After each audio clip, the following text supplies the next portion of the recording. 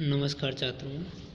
अपन British शासन के अंतर्गत भू राजस्व व्यवस्था के अंदर स्थायी बंदोबस्त रैयतवाड़ी बंदोबस्त के बारे में अध्ययन कर चुके हैं। आज अपन महलवाड़ी बंदोबस्त के बारे में अध्ययन करेंगे। महलवाड़ी बंदोबस्त जो व्यवस्था है भू राजस्व की, इसके गुण दोष व्यवस्थाएँ और किन भूभागों में लागू की गई है, इसके बारे में अध्ययन करेंगे। महलवाड़ी बंदोबस्त। महलवाड़ी व्यवस्था स्थायी बंदोबस्त और रैयतवाड़ी व्यवस्था के बाद ईस्ट इंडिया कंपनी द्वारा उत्तर प्रदेश, पंजाब, मध्य प्रदेश में लागू किया गया। इस व्यवस्था में भूमि राजस्व बंदोबस्त कंपनी ने एक एक गांव को महल, माड़वा, है ना, जैसे हमने कहा माड़वा, पूरे गांव की सारी ज़मीन को मिलाकर मालवा कर गांव के एक मुखिया के साथ ये समझौता किया गया। यह भू राजस्व भारत के 30% भूभाग पर लागू किया, यानी कि ब्रिटिश ईस्ट इंडिया कंपनी के अधीन जो भारत था, उस भारत के कुल भूभाग के 30% भूभाग पर ये महलवाड़ी व्यवस्था लागू की गई। गांव का जो मुखिया जिसके साथ ये समझौता हुआ है, उसको लंबरदार कहा जाता था। इसका कार्य गांव से लगान वसूल कर कंपनी को देना था। गांव को महल कहे जाने के कारण इस व्यवस्था का नाम महलवाड़ी व्यवस्था पड़ा है। इस व्यवस्था की अवधारणा सर्वप्रथम हॉल्ड मैकेंजी ने 1819 ईस्वी में दिया है। वैसे 1822 के रेगुलेशन के अनुसार कुल भूभाग का 95% निश्चित किया गया था तथा इसे वसूलने की अत्यधिक कठोरता अपनाई गई थी। वैसे ये भूमि बंदोबस्त अनेक प्रयासों के पश्चात उत्तरी भारत में भारतीय शक्तियों द्वारा अंग्रेजों को स्थानांतरित या अंग्रेजों द्वारा विजित प्रांतों में लागू किया गया था। वैसे ये प्रांत मुख्यतः ये व्यवस्था जो लागू की गई थी आगरा और अवध में विशेष तौर सम्मिलित थी। इस बंदोबस्त में भूमि कर की इकाई किसान का खेत नहीं बल्कि ग्राम यानी महल को माना गया। गाँव की समस्त जो भूमि थी वो ग्राम सभा के सम्मिलित रूप से होती थी, जिसे जमींदारों का एक समूह बॉडी ऑफ कोशेयर्स कहते थे। भूमि कर देने के लिए यह समूह उत्तरदायी माना गया। दूसरे शब्दों में अपन कहें तो ये मान सकते हैं कि सरकार के द्वारा कुछ गाँवों को महल के रूप में एकत्रित करके उस महल का लगान निश्चित कर दिया जाता था। फिर उस लगान को गाँव में विभाजित किया जाता था। यद्यपि कई स्थानों पर व्यक्तिगत उत्तरदायित्व भी माना गया, किंतु अधिकतर महलवाड़ी बंदोबस्त में सामूहिक रूप से गांव या महल के आधार पर लागू किया गया।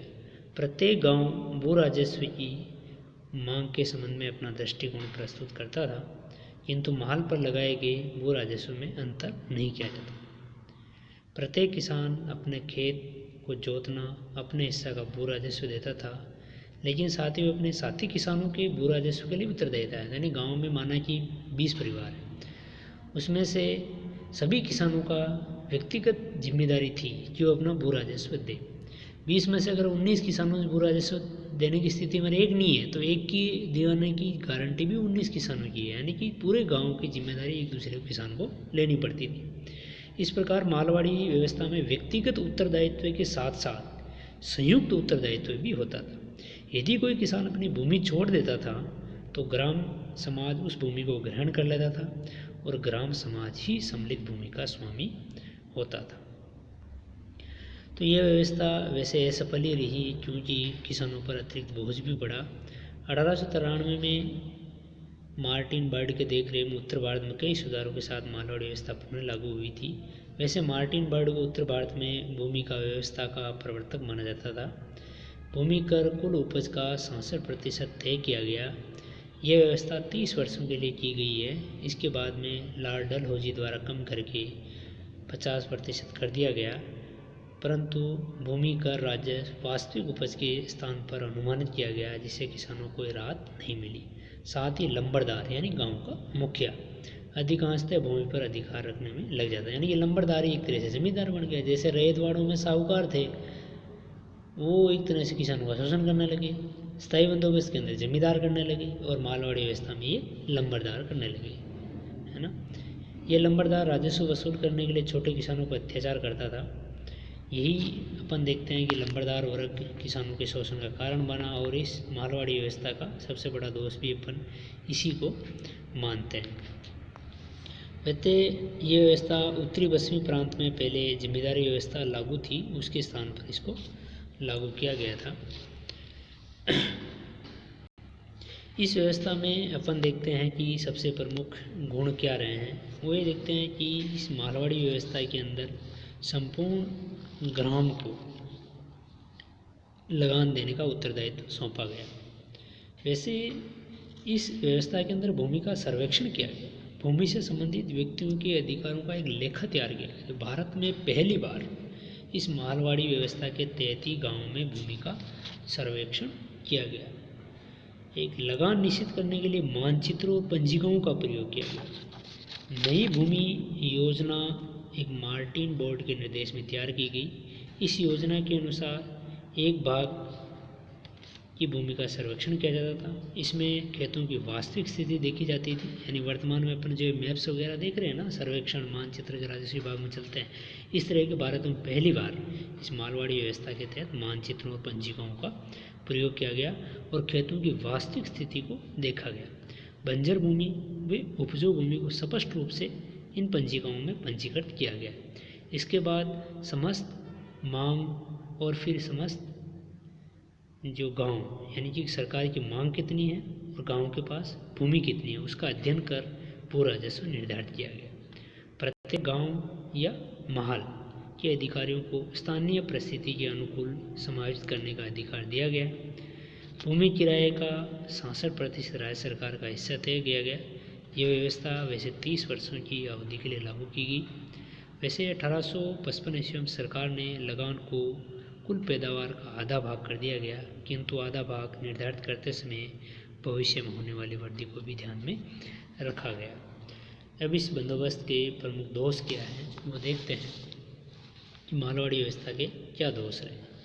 वैसे प्रत्यक्ष रूप से देखा जाए इस व्यवस्था से किसानों को कोई विशेष लाभ नहीं पहुंचा, है ना।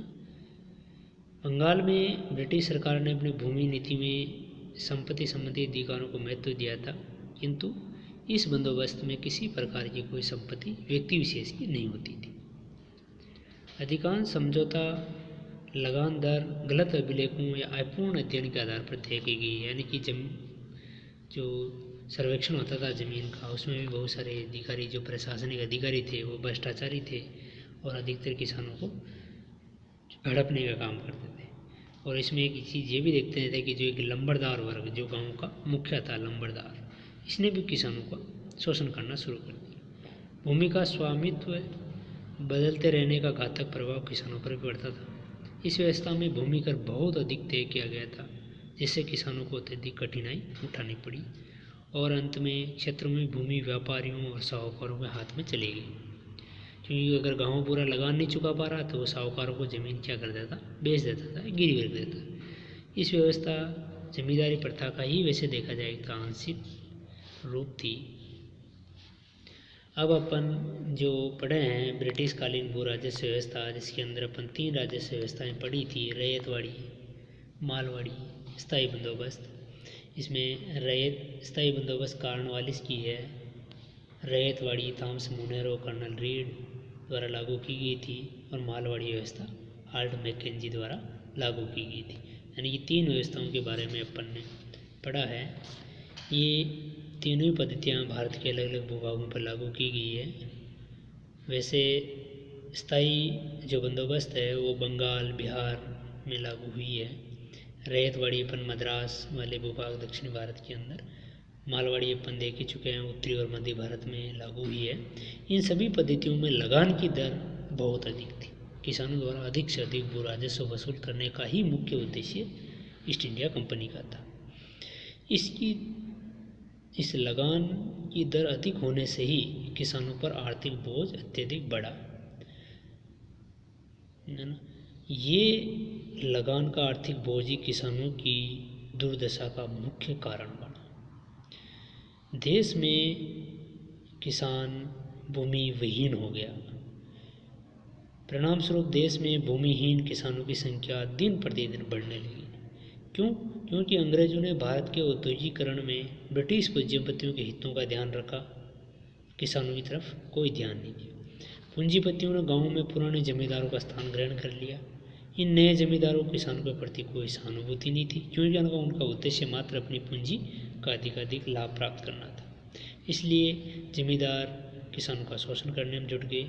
ब्रिटिश सरकार ने किसानों को कोई संरक्षण प्रदान नहीं किया और न ही कृषि में सुधार करने का कोई प्रयत्न किया, जिसके फलस्वरूप भारत में किसान आंदोलन भी हुए और बाद में ये भू राजस्व व्यवस्थाओं को इनको बदलना भी पड़ा। धन्यवाद छात्रों।